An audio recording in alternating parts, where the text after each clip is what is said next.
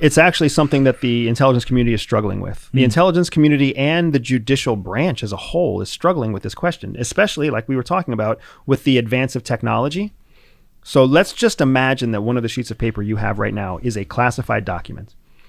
In order for it to fit the definition of a classified document, two things must occur. First, it must contain information that fits the criteria to be defined as the classification, meaning grave damage to national security, significant damage to national security, or possible damage to national security. That's basically what defines your secret, your top secret, and your confidential.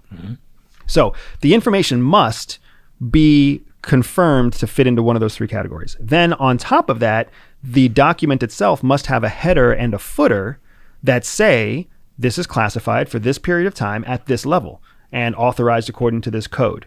If those two things aren't present on that piece of paper, it's not classified, right? If there's no information in there that is of grave, significant, or possible damage to national security, even if it has a header and a footer, it does not legally qualify as being classified.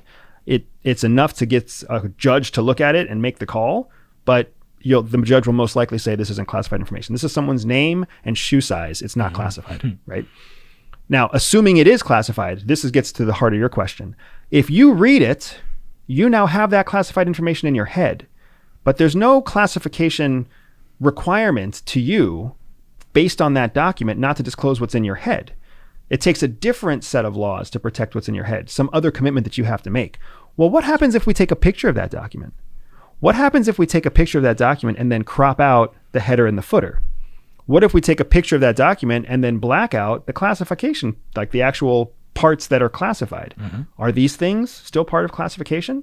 And then similarly, if you photocopy that document, cut off the header, cut off the footer, and black out the centerpiece and take it back to your home, is it classified?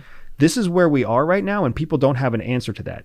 It seems so overbroad. There's so many, it's like this, it's like pollution. Once you create it, you can't really undo it, but we're producing so much more information. As you said, like tonight I'll produce 58 megabytes of data, right? And none of it's classified except for what my wife wants to do on our date night. But the point is, it seems like we're just gone crazy, and for the point of CYA, not CIA, but CYA, it's just like nobody wants to be the one who gave away the secret that led to some event occurring or taking place. And it only gets more complicated when you start talking about who.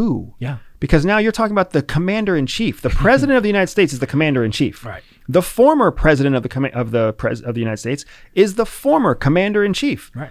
Basically, that person says anything, and it's of possible damage to the United States national security. So every word that comes out of their mouth could be considered classified. Every text message, every tweet, every whatever, right? Every side comment they have with their executive assistant could be of national security concern because Iranians would love to have it. The Chinese would love to know what Donald Trump's allergic to. Like, they would love that information. So it becomes potentially damaging to national security. So now the question is if the president has classified documents in their living room, like all presidents do, are they showing a lapse in security judgment in doing so? Or is there some flaw in the security expectations of what should exist inside their home? Should the president have what's known as a SCIF, a secure compartmented information facility? Should they have a SCIF in their home to protect that data? Should they have a safe in their home to protect their data? Those are questions the media is not asking. Instead, the media is getting all wound up about Biden and Trump having classified documents in their house. Well, guess what? So did all the Bushes. So did the Clintons. So do the Obamas. Like, I guarantee you, Barack Obama, who's making movies and speaking in colleges Netflix, right now, has fucking documents in his house that have classification headers that he probably forgot are even there. Right. And what do you do with them? You just throw them out, right? It's the former commander-in-chief. Like, that is their toilet paper. In his mind, right? I mean, that's the whole point. It's like they give him that Men in Black, that you guys have the access to, that you promised me you'd show me later.